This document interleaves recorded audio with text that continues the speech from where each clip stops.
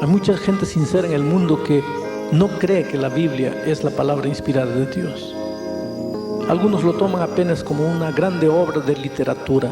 En muchas universidades es estudiada como una fuente de informaciones sociológicas acerca de culturas antiguas. Mucha gente se pregunta, ¿por qué tengo que creer que un libro que fue escrito muchos años atrás es la palabra de Dios? ¿Qué base tengo? ¿Qué argumentos tengo para aceptar que la Biblia es la palabra de Dios? Bueno, el objetivo de este estudio es justamente mostrarte que la Biblia es la palabra inspirada de Dios. Lo primero que tenemos que entender es que Dios es un Dios que se comunica, no es un Dios que guarda silencio, no es un Dios que creó al ser humano y lo abandonó a su propio camino. Tú no eres fruto del acaso, no eres fruto de la casualidad. Cuando tú naciste, cuando viniste a este mundo, Dios tenía un plan maravilloso para tu vida. Y si estás pasando por un momento difícil, si de repente llegaste a la conclusión que no eres feliz, si todo te salió mal hasta hoy, es tal vez porque no has descubierto cuál es el plan que Dios tiene para tu vida. ¿Cómo puedes caminar en medio de una selva enmarañada si no tienes un mapa en la mano? Bueno, el mapa que Dios nos dejó es la Sagrada Escritura. Leyendo la Biblia tú puedes aprender a ser un buen padre, un mejor esposo, un buen ciudadano, un profesional productivo, un hombre próspero. La Biblia es el mapa de la felicidad en tu mano. Pero ¿cómo hacer para entender la Biblia? ¿Cómo hacer para aceptar que la Biblia es la palabra inspirada de Dios? Bueno, ese Dios maravilloso que no guarda silencio, ese Dios que te creó con un propósito extraordinario para tu vida.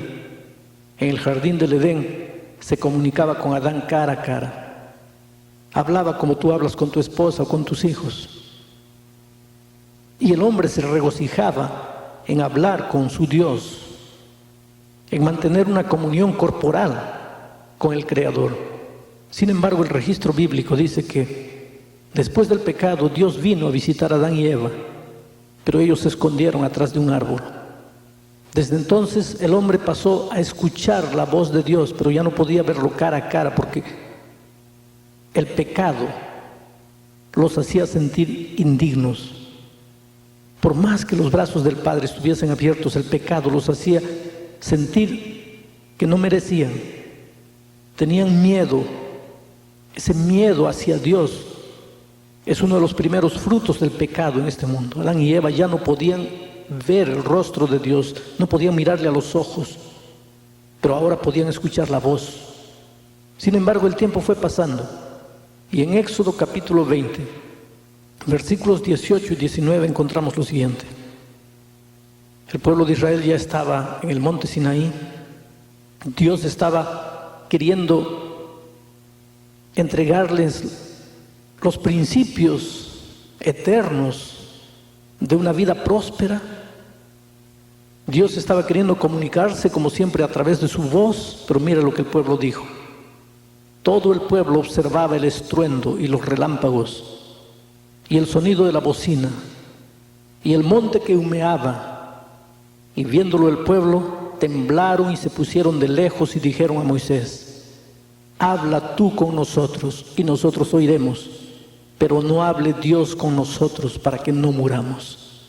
Mira, querido, la triste realidad del ser humano. Llegaron al punto en que ya ahora tenían hasta miedo de escuchar la voz de Dios. ¿Qué sería del hombre sin las orientaciones divinas? ¿Qué sería de la vida de un niño de 3 años si no tuviese un padre para protegerlo, para cuidarle, para mostrarle el camino, para orientarlo? ¿Qué podía hacer Dios si Él quería acercarse a sus hijos y sus hijos huían de Él? Si Él quería hablarles, pero sus hijos no querían ni siquiera escuchar su voz, ¿qué podría hacer el Padre?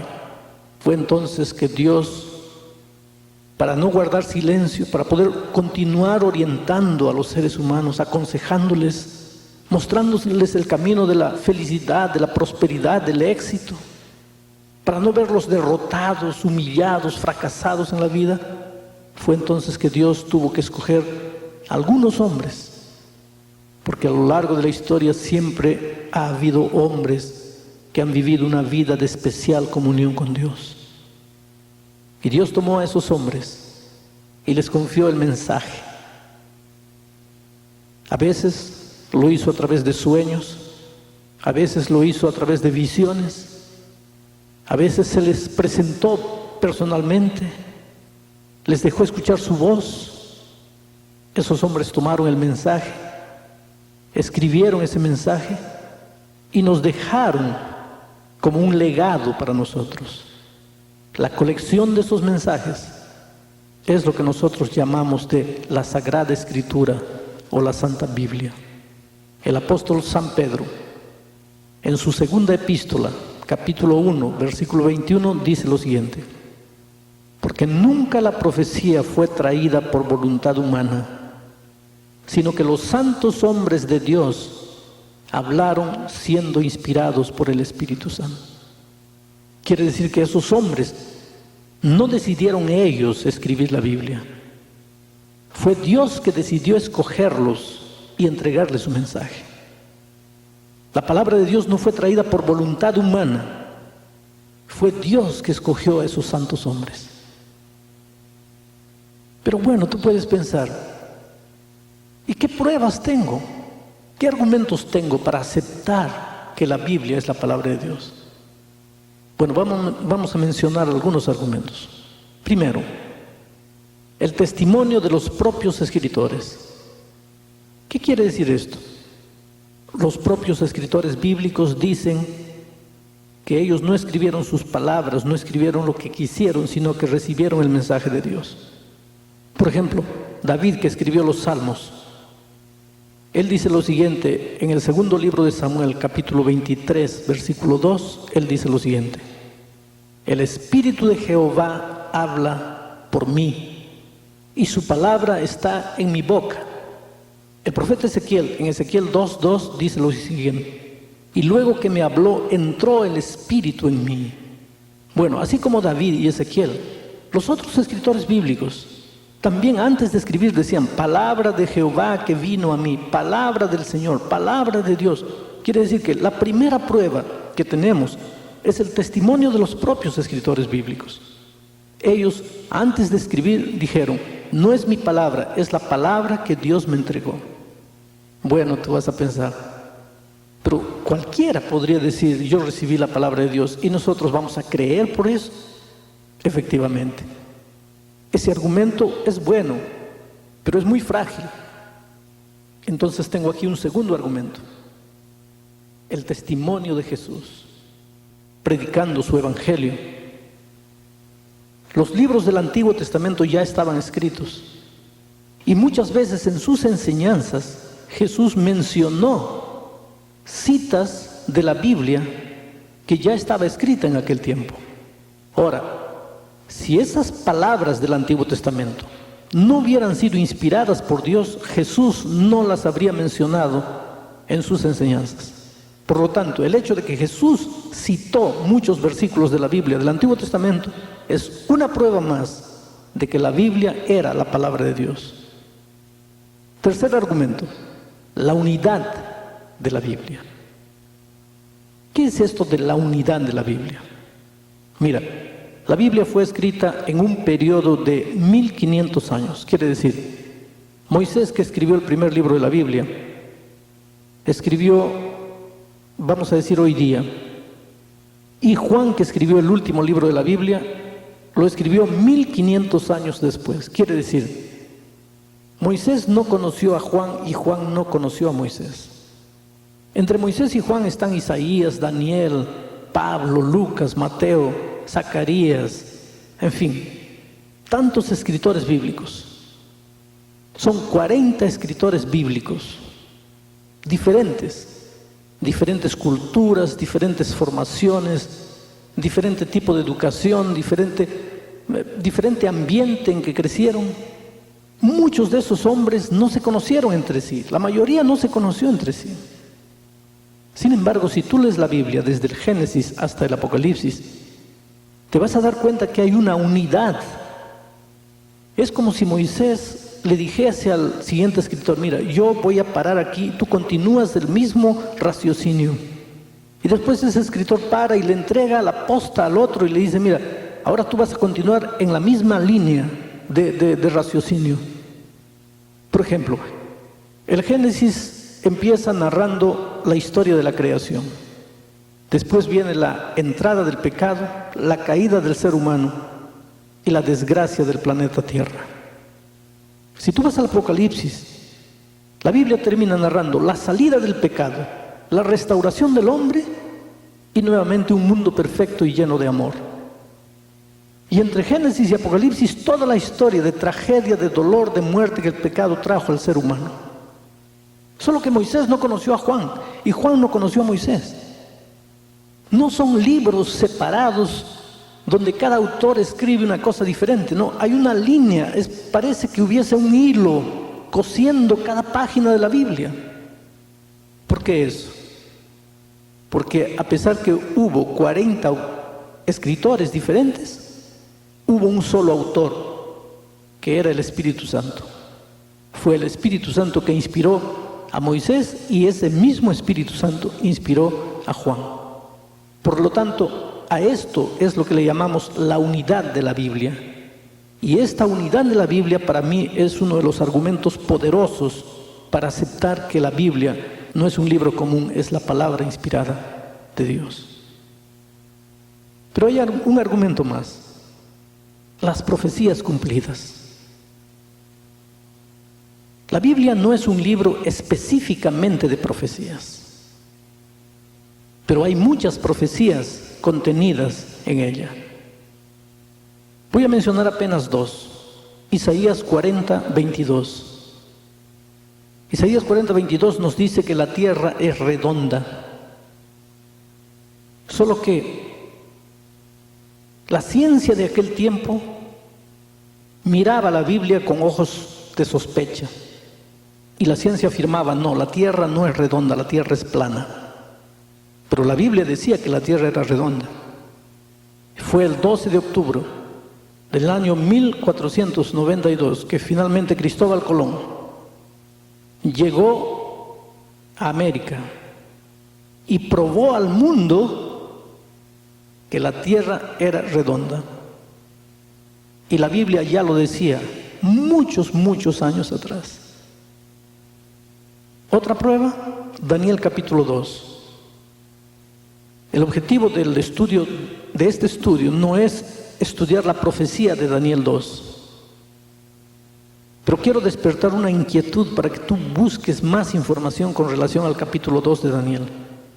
Hubo un rey llamado Nabucodonosor, tuvo un sueño y nadie podía interpretar el sueño, y Daniel interpretó el sueño. Y en la interpretación de ese sueño estaba la profecía del desfile de los imperios. Cómo Babilonia cayó, cómo sucedió a Babilonia el imperio Medo-Persa, cómo el imperio Medo-Persa también cayó, subió Grecia, liderada por un hombre joven, un guerrero extraordinario llamado Alejandro el Magno, pero cómo Grecia también cayó y subió Roma, cómo Roma tuvo un poder de masacrar tan grande, pero finalmente Roma se desintegró. Y después de Roma muchos quisieron formar un imperio mundial y no pudieron más. Y nunca más se levantará un imperio mundial hasta que finalmente Cristo volverá a la tierra y terminará con la historia de este mundo. Esa profecía, detalle por detalle, está mencionada en Daniel 2. Y cuando fue escrita nadie podría creer, pero hoy día ya no es profecía, hoy día es historia. Hoy día se cumplió todo. Y nadie puede discutir. Y entonces hay críticos a la Biblia que hoy día, ya que la profecía se cumplió y pasó a ser historia, hoy día dicen, no, lo que pasa es que el libro de Daniel fue escrito después que todo aconteció. Pero si tú vas a la historia, vas a ver que el libro de Daniel fue escrito antes del desfile de esos imperios. Y este es un argumento más para probar que la Biblia es la palabra de Dios. Pero para mí, el argumento más grande en favor de la inspiración de la Biblia no es solamente el testimonio de los propios escritores, el testimonio de Jesucristo, la unidad de la Biblia, las profecías cumplidas. Son argumentos extraordinarios, pero el más grande argumento para mí es el poder transformador de la palabra de Dios. Porque mira, tú puedes leer un libro de historia, de geografía, de literatura, va a aumentar información en tu mente, pero tu vida no va a cambiar. Ahora es imposible que tú leas la palabra de Dios y que tu vida siga siendo la misma vida. Yo he visto viciados en drogas, he visto prostitutas, homosexuales, delincuentes, asesinos. He visto gente pervertida, gente endurecida, que un día leyó la palabra de Dios. Y dentro de ese corazón sucedió un milagro. Yo podría contar historias y más historias. Por mi trabajo, me muevo de un lugar a otro, de una ciudad a otra, de un país a otro. Participo de grandes campañas evangelísticas y veo el testimonio de cientos y cientos de personas que dicen: pastor, yo estaba perdido, mi hogar estaba deshecho, yo no era feliz, yo intenté suicidarme, la vida no tenía sentido, hasta que un día encontré la palabra de Dios y mi vida cambió. ¿Sabes por qué? Porque la Biblia no fue un libro escrito por hombres. Claro que fue escrito muchos años atrás, y hay mucha gente que dice: ¿cómo voy a creer en un libro que fue escrito para una cultura de siglos atrás? Pero es que lo que vale de la Biblia son los eternos principios, no los detalles de ropa, de si puedes usar barba o no puedes usar barba, no esos detalles de cultura, de costumbres, sino los principios.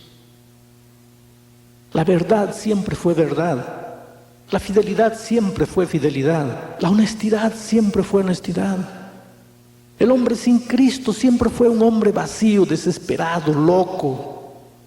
El hombre sin Dios siempre trató de encontrar su propio camino, pero siempre se hirió, siempre se golpeó. Así fue siglos atrás. Así fue en los tiempos de Cristo. Así sigue siendo hoy día. ¿Quién sabe tú que estás escuchando esta cinta? Has tratado de ser feliz a tu manera.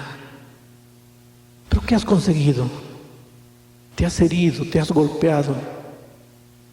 Te miras en el espejo y te das cuenta que has envejecido. Dime, ¿qué has hecho con tu vida? ¿Qué es lo que te está faltando? Eres un hombre bueno, tienes talentos, tienes aptitudes, pero ¿qué es lo que te falta?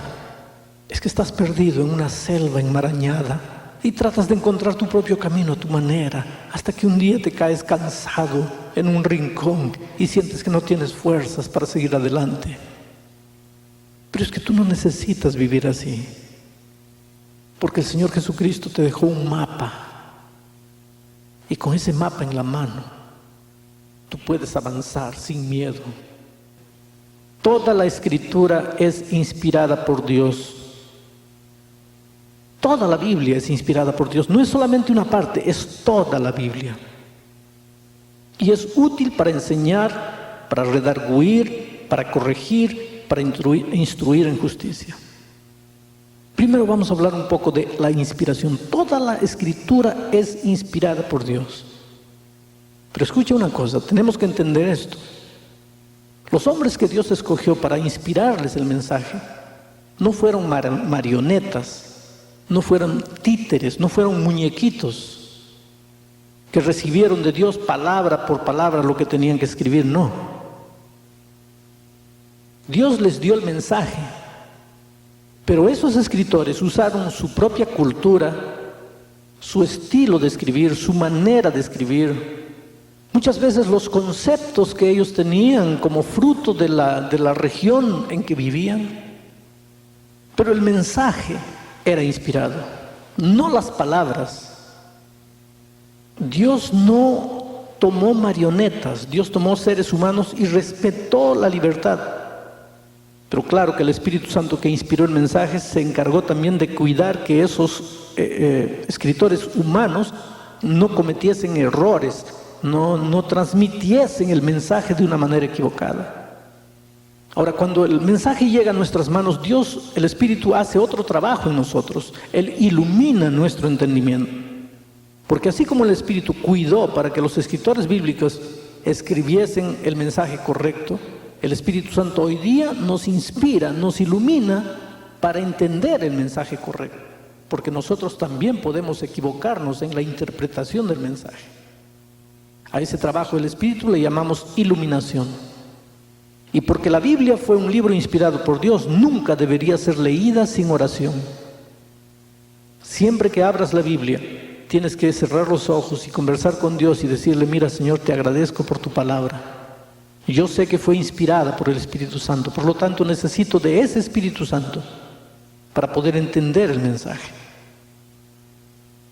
Y hay una promesa bíblica maravillosa en el libro de Proverbios, capítulo 2, versículos 3 al 5. El sabio Salomón dice lo siguiente: si clamares a la inteligencia y a la prudencia dieres tu voz, si como a la plata la buscares y la escudriñares como a tesoros, entonces entenderás el temor de Jehová y hallarás el conocimiento de Dios.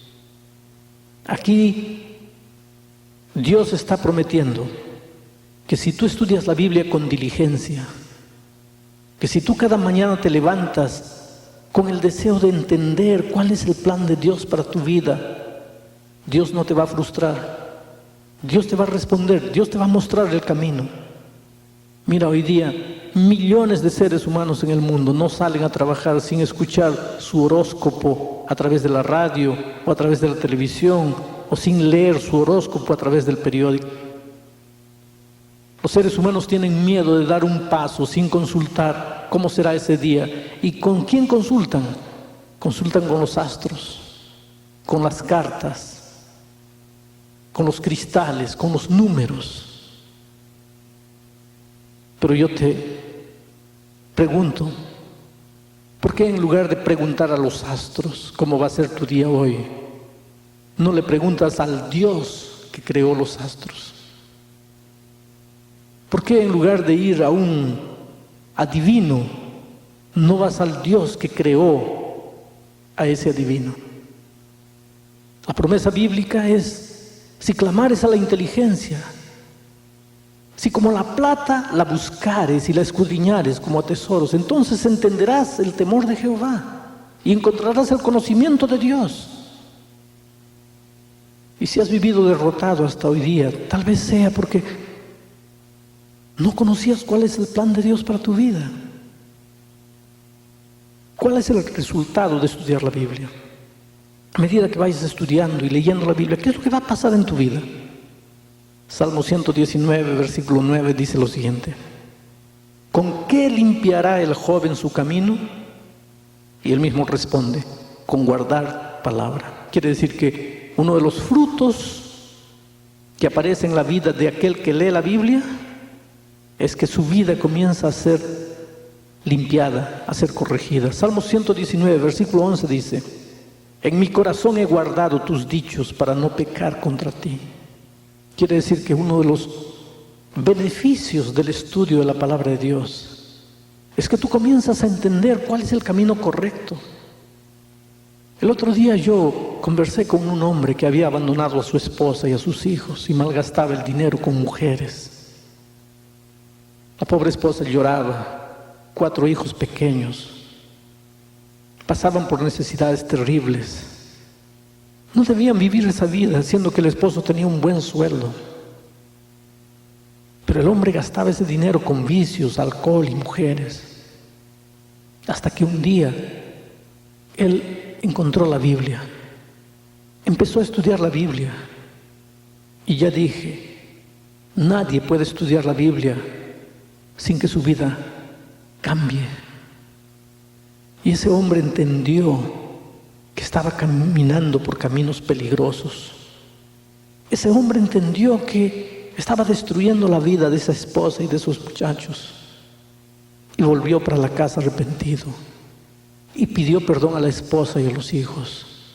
Y cuando yo lo conocí, había reconstruido completamente su hogar. Y él me dijo un día: pastor, yo era un ciego. Yo andaba destruyendo mi vida y la vida de mis queridos y no me daba cuenta de lo que estaba haciendo. Mira, tú nunca te darás cuenta de lo que estás haciendo si no te miras en el espejo de la palabra de Dios. Por eso el salmista David dice: en mi corazón he guardado tus dichos para no pecar contra ti. Para terminar este estudio, quiero que sepas que el centro de la Biblia es Cristo. San Juan capítulo 5, versículo 39 dice: escudriñad las Escrituras, porque a vosotros os parece que en ellas tenéis la vida eterna, y ellas son las que dan testimonio de mí. Escudriñad las Escrituras, porque es la única manera de conocer a Jesús. Y mira, sin Cristo tú no eres nada. Tú puedes tratar por tus propios medios de encontrar el camino, pero un día cansado vas a descubrir que solo no puedes hacerlo. La Biblia no es un libro apenas de historia. Tiene historia, sí, pero no es un libro de historia. Tiene geografía, sí, pero no es un libro de geografía. Tiene datos científicos, sí, pero no es un libro de ciencia. Tiene datos sociológicos, sí, pero no es un libro de sociología. Es la palabra de Dios. Es el libro de Cristo. Es la carta de amor, escrita con sangre. Es la carta de Dios para ti, y en ella Dios te dice: hijo, tú eres la cosa más linda que yo tengo en mi vida. Yo no quiero que te hieras, yo no quiero que mueras, yo no quiero que te destruyas. Por eso ven a mí. Anda, Jesús. Él está con los brazos abiertos esperándote. Acepta su palabra ahora.